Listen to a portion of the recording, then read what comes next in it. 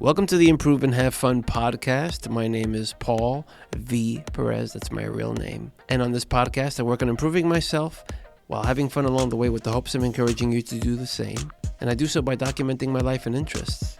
And on this episode, the final episode of 2019, the season finale, I started doing these seasons just this year because for season one, I guess I had over 100 episodes, and I was like, why don't I break this up and take a break when needed? So this is the reason for seasons. And this is the final episode of season 2, and I'm here interviewing King Kayak, a young, very impressive dancer who I've known for a few years, but I've wanted to speak to, and I told him I wanted to interview him ages ago, and I finally mustered up the confidence to do so. I mentioned this in the interview. He's always given me a very good vibe. Anytime I'm around him, he's always been very warm, and I want to talk to people like that.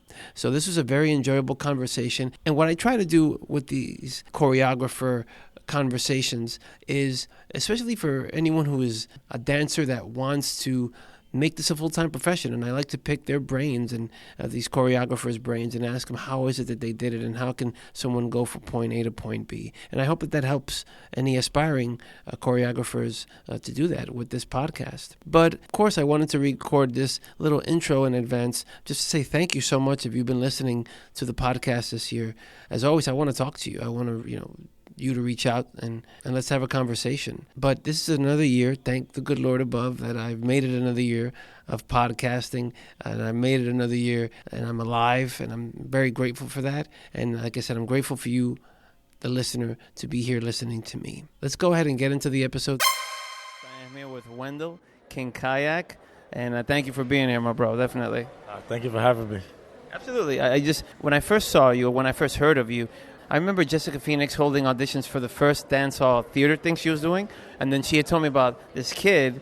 I mean, you're not a kid, you're a man, but I'm saying this kid who was amazing, but there was some reason that she didn't include you in that first season, and I was like, okay, and then she kind of I wasn't there, but later we were in parties and things, and she pointed it out, that you were the guy, and I was like, he's amazing, you know what I'm saying? But how are you? How are you doing? I'm good, just chilling. Yeah. When I even see you now, I kind of satellite kind of follow you, and I just I don't know what it is. Maybe I don't know what it is. Maybe it's a chemistry thing, but when I see you, I'm very proud of you. You know what I'm saying? And I've told you that before. I've been to your class when it was just me and another girl and just you, and now your classes are 20, 30, 40 people deep.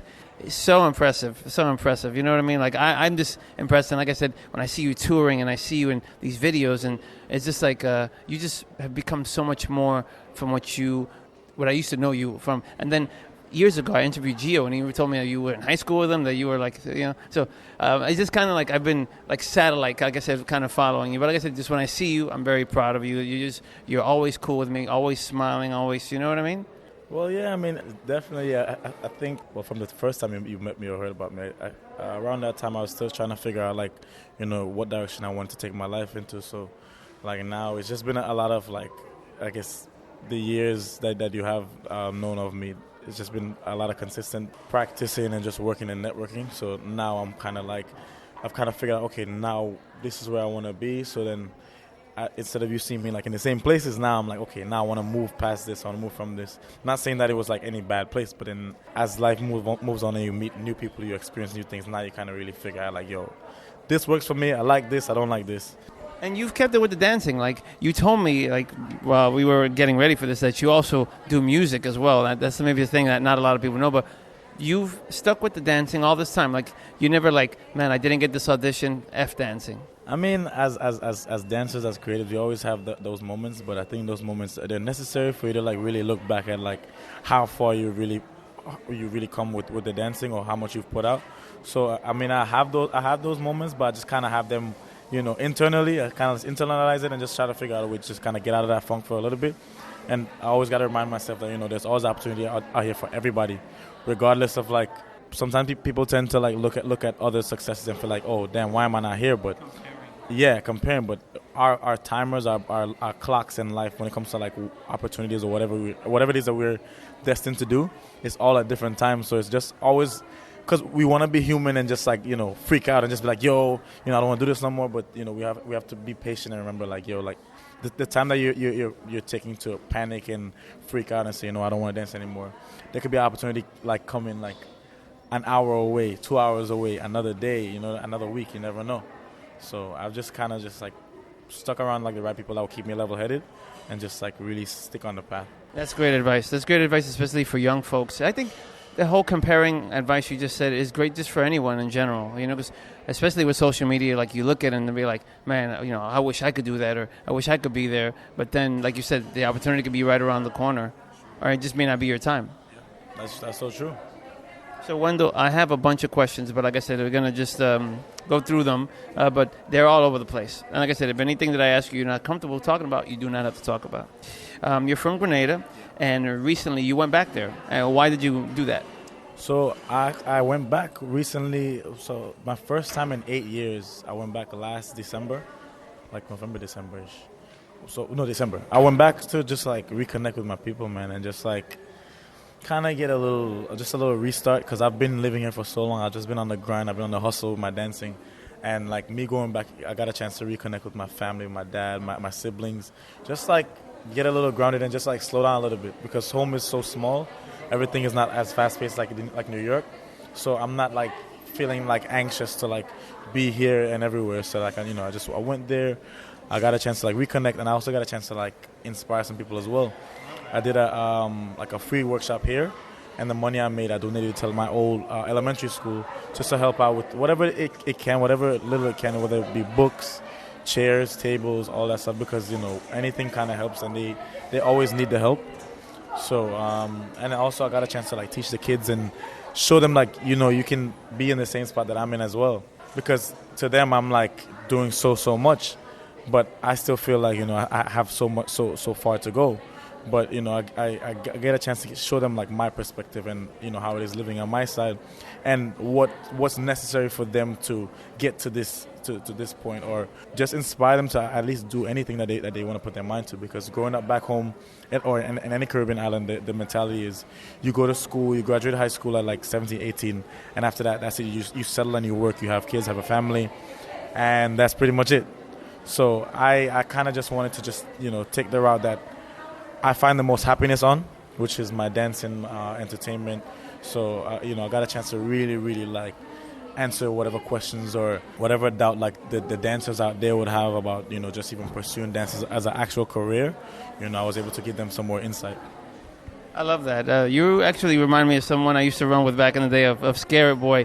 That he did something similar in his country, where I think you met him before. He did like I know he was working on. I think he did like he built a club out there, and he was doing stuff back home, And I think that's great that you're giving back to where you came from, Growing up here, what age were you born in Grenada? What age did you come over here, and why dancing? Why what gravitated you to dancing? And And also, I wanted to ask you how old you are, and is mom here as well? Is dad back home? So right now I'm currently 24 years old. My mom, my mom is here. My dad is back home. I've been living here since. So I moved here officially 2009 in December. So. What age did you come from? And you came from Grenada here. Grenada here, yeah. I came. I think I was like about 14 or 15 around the time, and I moved here. So I've been living here for 10 years, about 10 years now.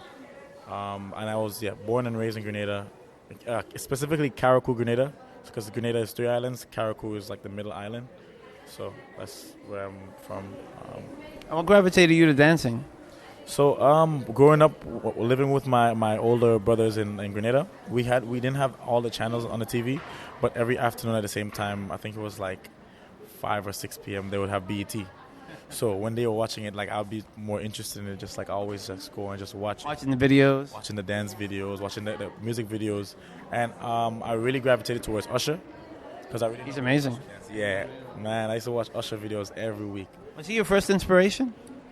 Pretty much, yeah. Because I knew of Michael Jackson, but then I feel like at the time when I was really discovering like dance and music more. Usher's more your age, and Michael Jackson's more my age. You know what I mean? Yeah. Now I love Michael Jackson because of now I see and now I understand. But I always danced in preschool and elementary school as well. But I just wasn't like trained or anything, you know. So I always loved movement. Did your mom dance? Did you guys dance at home? Did you guys like little parties at home kind of thing? Yeah. We always like we go out. We like my mom she's from the countryside, so they'll always have like they call it it's pretty much traditional African dancing, but they'll call it big drum because they'll have the drums playing. And in like my elementary school, I learned quadrille dancing. I learned a little bit of big drum, but it was just like everything was just free. And obviously soca, so we whining and everything like that. So, but they taught no, that's okay. They taught that at school. Not whining whining. You learn that on your own. But as far as quadrille and stuff, yeah, they taught it in the schools because we still had like influences from like we had some Haitian influences because you have people back home that speak Creole as well. So we had some influences from that, and so over the years, as I got deeper and deeper into just like watching the videos, then YouTube came out. Then I got a chance to go to like the computer cafe, watch some YouTube videos, and whatever I could learn, I learned. And then moving here, in high school back home, there were a lot of freestyle dancers, so I kind of just like still watched and learned as much as I could. And two of my close friends actually, they were the only two like freestyle dancers as far as hip hop back home. So they would be doing shows. I would like watch their performances, and like I said, like whatever I would learn from YouTube, I practiced that. And then moving here, then there was exploded. A plethora of like, there's actual dance classes you can go to, So that really that was a surprise for me. That's dope. That's dope. Today you're a pro dancer. Like I said, my questions are all over the place. You are a pro dancer, professional dancer. Do you make a living from this? And do you support yourself? Do you still live at home with mom? Do you live on your own? These are questions like I just think up-and-coming dancers or young people looking at you, be like, I want to be like him. They can hear this. And this is not, this podcast doesn't just go here. This goes around the world, right? So, I mean, so right now, I'm a professional dancer, yes. I still live with my mom, though. That's okay. That's cool. I was going to move out, but then I've been traveling a lot so much and performing. It kind of doesn't make sense I move out to put myself in debt, and I'm not even home or there to, use the facility or pay the bills or whatever. So, yeah, I'm still home. Could you afford to live by yourself if needed be? Yeah, if needed be, I can afford to live by myself. Yeah, because I teach, I perform. For right now, I'm taking more of a break from like teaching, just to give myself a time to just rejuvenate and just like replenish my mind a little bit. But when I'm like really on the go and I'm like teaching consistently and I'm teaching at like high school, middle schools, whatever, I can afford to move out, have a car, all of that stuff. That's dope. I love that. But then it depends on how much you can withstand though, because then chances are if you're not working in one place, you're working in multiple places. Because as a teacher, certain schools you never have like a set all day schedule. Every day you might have like 2 hours here, 3 hours in this location. So before I used to do that a lot, but it's very draining. It becomes tiresome. That's interesting. That's very interesting. It's very taxing. Like just working all the time. You're an entrepreneur, but you definitely are putting more hours in that if you had a 9-to-5 job. But you do not like the schedule. You don't like a holding like 9-to-5 job, not because of the schedule. I don't have enough freedom. Is that right? Pretty much, because then if I get booked for one of like the biggest jobs ever, then I sometimes because of me I like being professional, so I wouldn't just leave a job, But and that I've been dealing with that for years, just like being booked for certain things and I have to be at work because I can't call out last minute. So the fact that I have that schedule as an entrepreneur now I can make my schedule and say, okay, I can cancel this or I can postpone this and then go about my business and do this gig. Maybe that gig will get me even more gigs, and then when it's time for me to come back, then I come back. I love that. No, I love that. And there's two things that you said. Like I said, I'm sorry if I'm going fast. I want to get as much of you as I can. Two things that you said. I've overheard oral expressions talk about this, something similar where they used to teach dance at school, and you're saying that. It's just like I said, your talking is making a movie of me and of your life in my head, and whoever listens to this, I'm sure of it. So, you said that, and that reminded me of that. Also, you were talking about the kids. You're talking what you're saying now, and also, this happens to all of us. Like when we travel, we go to a third world country or we go back home. Like, we just don't see how much is it that we have, like all the stuff that we work for that we just kind of always like, what's the next thing I'm going to do? What's the next thing? But then you can really appreciate like, man, look what I have, look what I built, Definitely, because especially I come from an island with like about roughly like 2,000-3,000 people. So even yeah, so even being here and representing for like those people is just like, it's amazing, you know. Like I feel like things don't surprise me all the time because, you know, I come from that simple living. I come from, you know, not having many opportunities, so I can easily relate to people other places. I feel like they don't have opportunities, and even people in places that are like 10 times bigger than my island, and I still just, you know, give them my perspective. Like, yo, this is where I'm coming from. This is where you're at right now. This is where you're benefiting from where you're at. This is where I'm from, and look how far I've came. Look at what I've got to. So I just, you know, just use my life, my past life, to just, you know, or my past experiences growing up to just show people like, yo. That's a perfect segue to my next question. What advice do you have for somebody that wants to get to your level? Because I know that in the circles you run, and there's people that look at you, even like that they're teaching classes regularly, be like, man, I want to get to where he's at. Or even, let's say, somebody to like Amanda, you know what I mean? Like somebody who wants to eventually get to where you are. What advice do you have for younger folks or folks that are on the come up?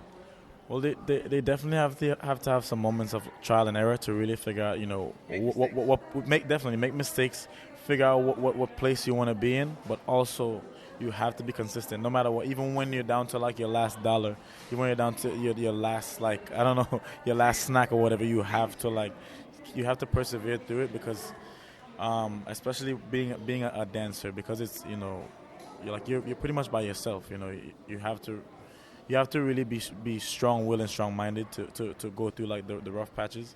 But then there's always that good that comes about. But definitely consistency, taking up as much classes as possible, because whether you want a specific style, you can benefit from so many other styles just by keeping an open mind and learning from each style. Because you never know how, you know, what you don't get from one style, you get from another. And it's just so great to be versatile and so that you can adapt in different dance environments. So definitely training and paying attention. Just, you know, because sometimes people just like, people never are in the moment too, you know what I mean? So be in the moment, still have fun as you do it as well. What would you say networking is important? Meet new people, talk to people. Don't just like watch this person and feel like, oh, they seen me already, or assume anything. Just like talk to people, meet them for the first time, ask them questions, because oftentimes, especially with like the older generation or OGs, they don't have enough conversations with the younger dancers or younger aspiring choreographers, dancers. They don't tell them like, hey, this is what I did when I was growing up. This was my process. You know what I mean? They just say, don't do this, or you shouldn't do this, or you should do this, but no explanation behind it, you know? And I feel like if that was more conversations like that between the older and the younger, then, you know, there will be so much more information being passed along, and then people will be able to... I think more people will help each other. Like, if you are reaching down to help somebody come up, I think that, first of all, it's going to put goodwill into the universe where other people are going to see that, and they're going to be like, dude, this guy's dope. He helped this other person come up. I want to help bring him in. Or even that person coming up, be like, dude, you're my mentor. What can I do for you to help you? And another thing too, people always have to make sure that they're ready. They have to be ready, so they have to get ready. You know what I mean? Because sometimes people just aren't ready to receive certain opportunities, and they feel like they should be here. You know what I mean? But like, you can't tell somebody, hey, you should put me onto this, when all you do is just stay home every day and just like chill. Like, you're not out there, you're not working out, you're not eating right, you're not doing the necessary things to like get you on another level. You're just doing the same thing. So why should I slave for how many years and get to where I'm at and just give you the information? I mean, sometimes you can be you can be lucky enough to meet somebody that can do that, but still, even if you're fortunate to just get the information like that, if you're not ready to use that information, then it's not benefiting either of us. You know? You actually said something. This is the second time you just did this. You said something that's a perfect segue to the next question, which is, and this is more of a selfish thing for me, like taking a lot of classes. I know you, as a pro dancer, you got to be versatile to get paid. But as an artist, don't you feel like you might lose your individuality if you're taking all these classes? I mean, if you're taking all these classes, I mean, sure you can form it into your own thing, but if you're taking these classes, you're hanging out with the same people and everything, and you're all dancing the same. It's a very me too, and I don't mean it in the SJW way, but very me too. Like, hey, look, we're all dancing the exact same way. Maybe this is, like I said, a selfish question for me. Maybe sometimes the reason why I don't always like to take classes, because I like to look and dance my own specific way. I want to learn, but then I want to do it my way. But then that's the thing that people tend to forget too, because sometimes people will go to classes and just stick with that class, that one class, and then they realize like, yo, well, I've gotten to this point, but now I feel like I'm not growing. And it's not even like, tiring yourself out and taking like a whole bunch of classes within a short period of time. Like when you take one class, then you can go home and really figure out, okay, what did I learn from this class that I can apply to myself, and still like practice on your own too. Because people just take class and don't even like practice on their own. I love practicing on my own. Yeah, I love practicing. I like taking what I learned from class. I practice on my own more than I take classes. And it's just a balance between the two that you have to find for yourself. And partying is part of it. Like I party to actually go and practice. People think I just party to go party. Like I party to go get another vibe. I'm not in front of the mirrors. I'm in a different environment. Somebody might make me express myself one way. Somebody might make me express another way. Cheer you on. Exactly. This is something I can take with me. Exactly. So it definitely is a lot of practice. But also don't just take random classes too. Figure out like what that person have that you feel like you lack, or that you feel like, okay, this person can help me. Classes where you're weak. Where you're weak, definitely. Because within dance, you're just really learning your body. So somebody's teaching you how to use your body in another way. That's what the class is for. If it's a comfortable class for you, then you're not learning anything. You're comfortable. So it has to be that class that makes you comfortable. Yeah, because some people feel like it's just like class. Sometimes you might be taking a class and you're used to that style, so it's like I said, like you're not growing, you're just doing the same thing, so you get super comfortable. When it's a class that makes you like, yo, it makes you think, and it makes your body say like, yo, what's going on? Then uncomfortability is the best teacher. It's fantastic. One music that you prefer over all others, and I know you dance to everything, but we're going to make some people angry here, and you'll only choose one. If there's one music that you like above all, and this can change, like this is right now, this can change later, but one music that you like to dance to, you can only say one. Shoot. One music. Genre? Yeah. Shoot, that's hard. Because for me, I pretty much, because different genres of music can give you that a similar feeling. But the one that gets you the most hype. The one that excites you, the one that makes you smile.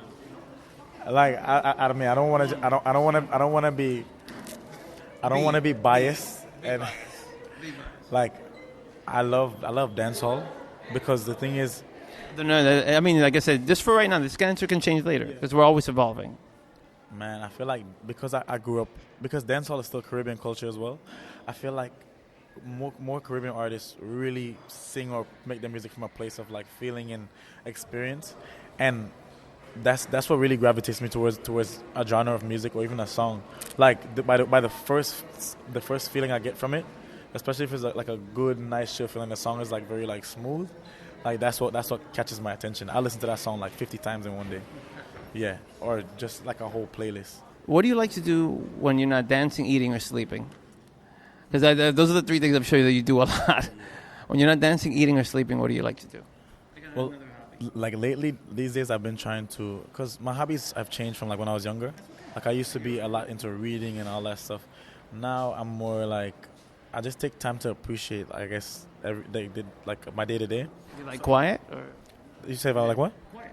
I actually like quiet, and sometimes I just like to just like walk around like random places too, or even places that I'm like areas that I'm usually in. Like I just walk around, even if it's killing time, because then I get a chance to just like see what's around me, Because do you walk listening to anything, or do you walk just like walking? Sometimes both. Sometimes I listen to music. I'm listening to music only from like choreographing or like working in my head. Walking is so great for thinking. Oh yeah, definitely. Sometimes I like go outside without my headphones and just like I'll just be walking and just like looking around. Maybe I walk into a store, shopping a little bit, yeah, but definitely just walking around. I'll try my best to reconnect more with family and friends now, because you can get so caught up in just like the whole performance lifestyle and you miss out on so much things. So I definitely, I've missed so many birthdays and anniversaries, man. So now I try to just, I guess, get more of a human connection. What do you want to be doing in 5 to 10 years? In 5 to 10 years, I definitely still want to continue what I'm doing, but be at a bigger platform, and I want to be able to offer like real-time opportunities to people, like people in the U.S., well, where I'm at in the U.S., and also in the Caribbean as a whole, and also back home too, because information from an international place to a Caribbean country or faraway place, you get information kind of late, and especially with dancing is like dancing is already at the bottom in the industry. So of course, if I'm from like Grenada, if I'm from Carriacou, the information about dance is gonna be like it's gonna travel so much slower. So I might learn something months after. So with the internet now it helps, but there's still like places, things, information that people still miss. So I try to in 5 to 10 years, I want to be that source of like, hey, like I want to teach my values as a person, and definitely the values that I've developed as a dancer, which is like sharing information, networking, just like giving them the real time tools that they can use, so that if they feel like, okay, I'm coming from this island as well too, and I want to be just in entertainment, then they have more belief in themselves, because then they see me as that point person, like, hey, I have a question about this. Hey, what route can I take? So I definitely want to be that person. I want to lead the path. I want to lead a path, definitely. So, my bro, one of there's 3 questions I wanted to ask you just in closing. How does someone go from dancing at parties to teaching class to actually making this a full-time thing? Like, you kind of sort of done that. So how does someone go about doing that? Well, I feel like for the ones that are at the parties, they definitely have to have an open mind to taking classes and like learning dance foundation, not even a specific dance, just dance foundation, because you have a lot of dancers at the parties and they feel like, hey, I already know how to dance, I don't need to go to a class. But you actually go into a class, you get different knowledge, you get different perspective from teachers that actually have experience, doing dance a certain way. How do I explain it? Let's just say professionally. So most teachers, most professional teachers, they learn everything that there is to learn to remain, consistent within their field, and to always continue like booking work and stuff like that. So they know exactly what you would need. I mean, of course, to add on to what you already have. But it's not to like change you in any kind of way, but they know what specific things you need, whether it be information to presenting yourself correctly, or even just some new information that you've never been exposed to. And you say this by going to classes, or actually like networking with the teachers and picking their brains? Yes, definitely. I'm going to classes, networking with the teachers, and just going in as a student, and not as, hey, I do this, so I don't need this. We're forever students. So once you keep that mindset, you it's gonna help you grow even faster. So you would say like go to classes, network with the teachers, and be present, be available. Like if they like, oh, you know what, I like the way you dance, you want to come and do something or something like that. Exactly, because that's how it works. Because for most jobs, if you have to work with a choreographer, a lot of dancers at parties, I can't speak for everybody, but in some cases, they have a hard time doing choreography. So I can attest to that, absolutely. Yeah. Right, and it's not even like, it's because people think, oh, I don't want to dance like this person. It's not even dancing like that person. You have to figure out now. You're just figuring out how to use your body better and how to make somebody else's job easier. Because let's say I'm the choreographer, and then you're the dancer. Your job is to just come there and just help my idea, flush out. So definitely picking those teachers' brains, and one day they might just say, hey, how would you like to do this? And then they kind of they probably have already been putting you to the test to see if you're ready for that in classes, but then that's another test again to see if you're ready for the professional world, and that shows you like if you're ready to just pursue dance as a whole just by itself. Is that what happened with you? Yeah, for me, from the parties, I kind of just, depending on where I was partying, if I felt like the vibe was a little off, then I'm the type of person that kind of just like move away from any type of bad vibes that I feel. And naturally, I like to explore. So I just, I've never been exposed to dance on a professional level as far as classes and anything like that. So I was like a sponge. I was just like, okay, I want to learn this. Okay, I want to learn this. Okay, this is the reason why you do this for a performance. This is the reason why you do this for a video shoot. This is the reason why you do this. So I just learned as much as I could. And then, yeah. And getting around basically people that are doing it already. Yes, basically you're around people that are doing it because, they're giving you that first-hand information, so. And I think I've asked you this before as well, and I think you sort of answered it, but do you lose your dance voice when you take so many classes and you look so much like other people, or you don't? It just adds to your dance voice. And what I mean by your dance voice is the kind of the way that you specifically move. Like that's one thing I kind of suffer with. Like maybe one of the reasons I don't always like to take classes is I just feel like I'm, like I look a particular way and I dance a particular way. Like, am I going to lose my dance voice? Like if I just look like everybody else? Well, the only way you don't necessarily lose your dance voice.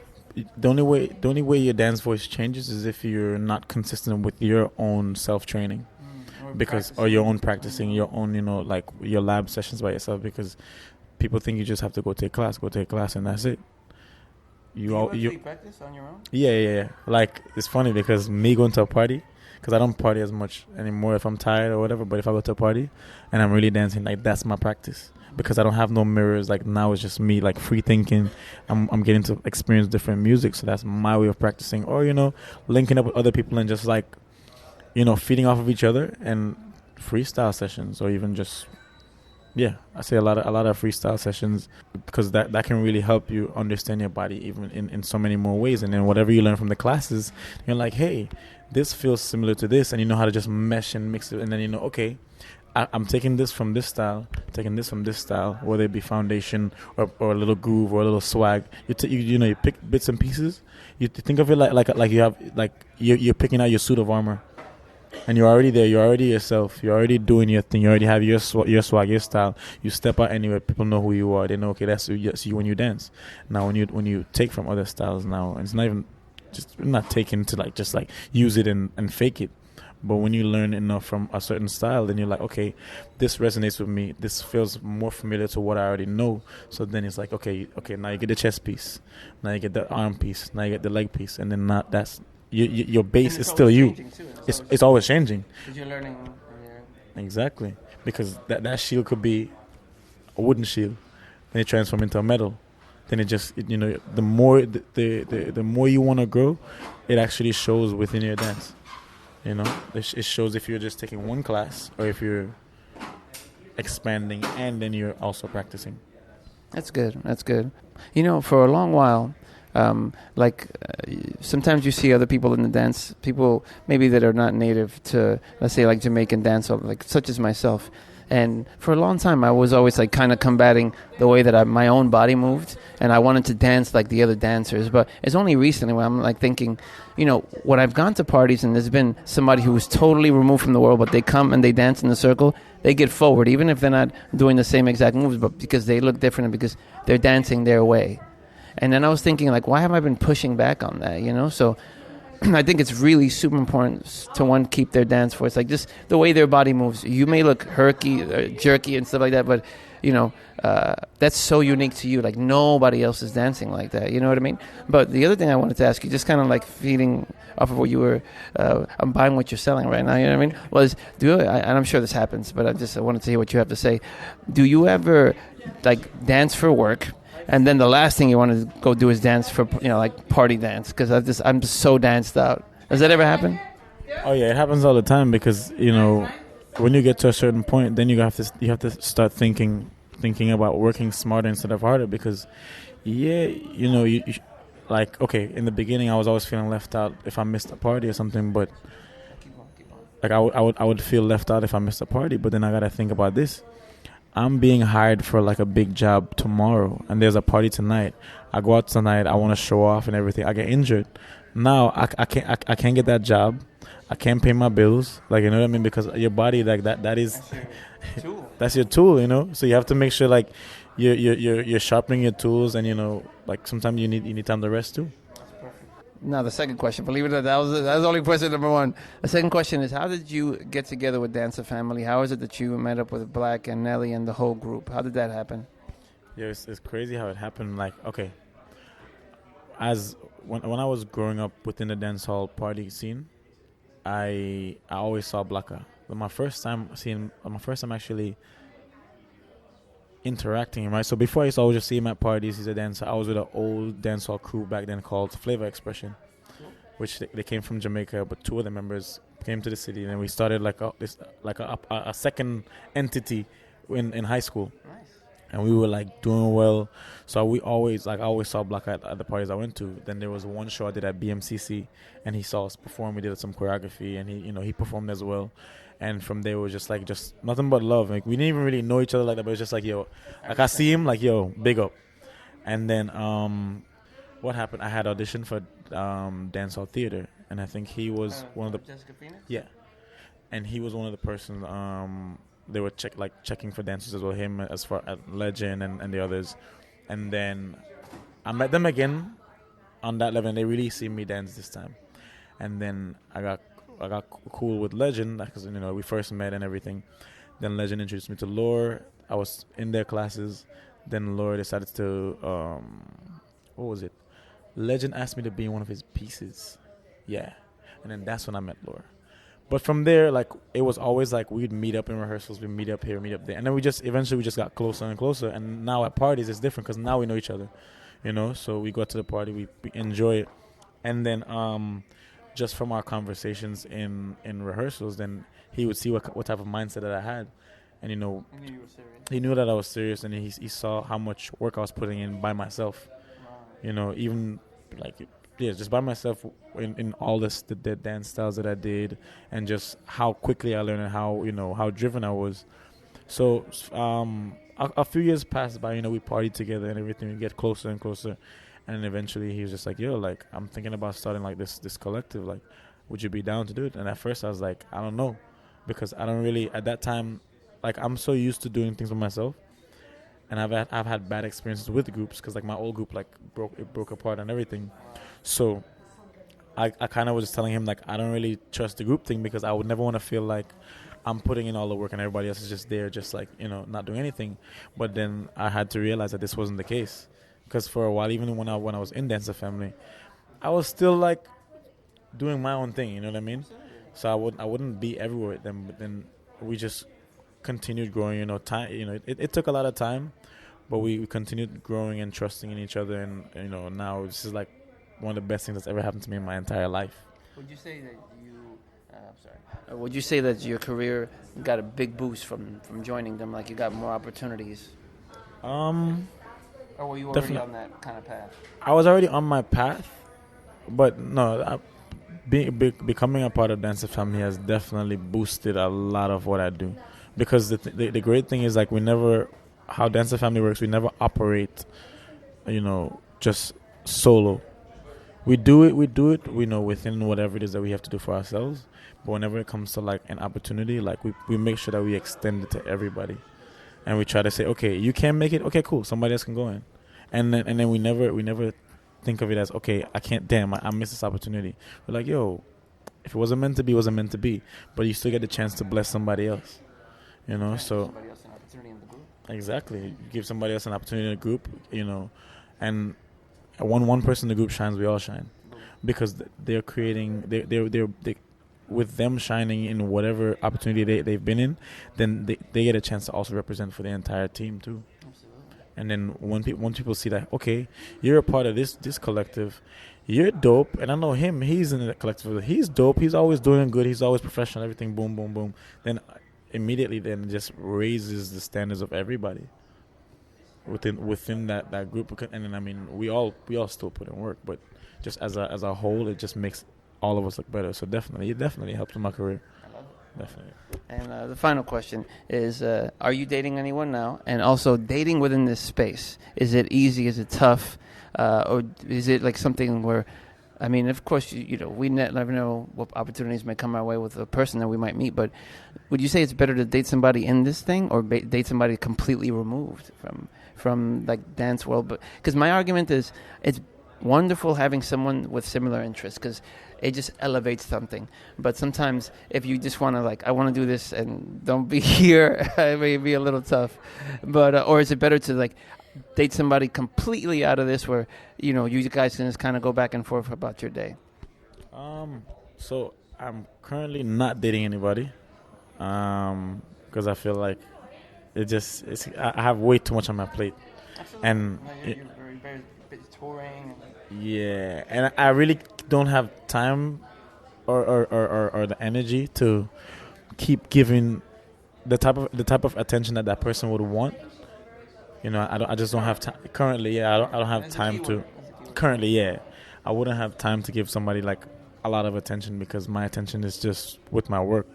But dating within this space, I don't think it's hard. Honestly, I mean, I feel like with communication, anything can work out because if you have similar interests, if the person is on the scene, then you just have to come to an understanding because there's things that you're gonna like, that they're gonna like, that you both are not. One person's gonna like, the other's not gonna like it. So you just have to find a middle ground. Communication is key because if you don't know how to communicate that, then everything's just gonna fall apart. So then, would you date someone in the same field, or would you prefer to date someone outside? So I think with currently, like I said, this can change. You're a young guy. You have your whole life ahead of you. You know what I'm saying? This is not like a question that you could stay stuck in cement for the rest of your days. I'm just asking, just picking your brain. So I think dating somebody within a community is easier because then there's things that each other likes, and with the right communication that can flourish and it can keep building. But a lot of issues can come about, like jealousy, he say, she say, all that stuff comes about, especially if your brand is growing and you're continuing to network and just like getting yourself out there. Now dating somebody outside the community, sometimes it can help only if that person has a bit of that interest. Like that person, okay, I'm a banker, but I just love dancing. I love to see dancers. I love movement. If they have that little interest, then it works. But for other people that are just far removed from it and have no idea, then you might have moments where you have to educate them. So it depends on if that person is willing to learn about what you the scene. Then that would help you. But if not, then it'll be like you're gonna feel a little lost. Like there's gonna be like a lot of empty spots where like I understand this and I feel this way about this, but you only think in logic because you've never lived within the community. So it gets a little tricky. But I say the number one thing is communication. Yeah. Well, bro, that's all my questions. You've been super gracious with your time. I know I've been bugging you constantly so that we can link up. So I just wanted to tell you that I really appreciate your giving me the time. I always had a good vibe about you, and this has even raised my perception of you within my eyes, like I said, giving me some of your time. Like I said, I know you're busy. You're about to go on tour. You're in between a class, birthday party, this and that. You gave me some time, so I really, really appreciate it, No problem. It was always a pleasure to see you. Always a pleasure to just like be around and share the energy and the great vibes. Definitely. Thank you for interviewing me. This means a lot. Dude, the pleasure is all mine, really. You know what I'm saying? So thank you, bro, and all the best. You know what I mean? Where can people find you? Where can people follow you? You can follow me on Instagram at King Kayak Dancer, KingKayak Danca, King Kayak Dancer. You can follow I have a choreography page, Wendell Bullen Choreography. They're both linked up together. You can go to my website, www.wendellbullen.com. That's WENDELLBULLEN.com. And YouTube, Wendell Bullen. Search the name and you're going to find it. I'll link to all this in the show notes for this episode. I would just, as always, as I tell you, when we see each other privately in the streets, I wish you all the best. You know what I mean? Absolutely. Appreciate it. Thank you, bro. Thank you for having me again.